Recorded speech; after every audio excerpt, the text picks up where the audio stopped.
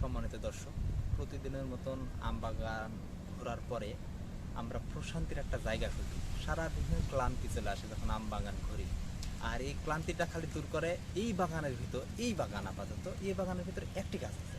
সেটা কি এমন বিশেষ গাছ? আমের গাছ আবার বিশেষ গাছ? আপনি এই গাছ না দেখলে আপনি বিশ্বাসই করবেন না যে এটা কি এমন বিশেষ গাছ।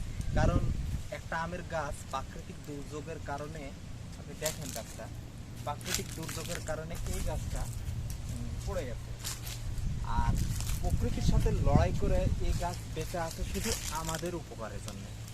আমাদের উপকার করছে অক্সিজেনে, এবং অক্সিজেনের পাশাপাশি এই গাছটা আমাদেরকে শাখা প্রশাখা মেলে দিয়েছে শুধু বসার জন্য।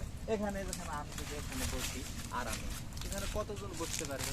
এভাবে বসলাম এখানে আমরা, কারণ সারা বাগান ঘোরার পরে এভাবে আসে এই গাছটার উপর প্রশান্তি নিই। আর আমরাই কি করছি? প্রতিনিয়ত গাছ ধ্বংস করছি, ধ্বংস করে আমাদের বিপদ আমরাই ডেকে নিয়ে আসছি। আপনি যদি এই বাগানে আসেন আর এই গাছের তলায় আসেন, তাহলে আমি মনে করি যে আপনি বিল্ডিংয়ের ভিতর এসি রুমে থেকে কি শান্তি পাচ্ছেন, আপনি সব শান্তি ভুলে দেবে যদি এখানে আসেন।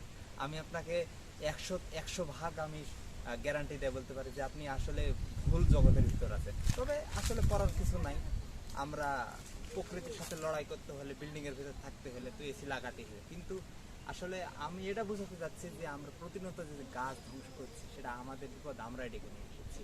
তো এই গাছটার দিকে তাকান যে মানুষের উপকারের জন্য তাই প্রতিনিয়ত যুদ্ধ করে চলেছে আমাদের উপকারের জন্য। তো সম্পূর্ণ আমের বাগান ঘোরার পরে এখানে আসে আমি একটা অন্যরকম শান্তি পাই। তো বন্ধুরা, আজ এই পর্যন্তই। আবার আরেকদিন আরেক বাগানে দেখা হবে।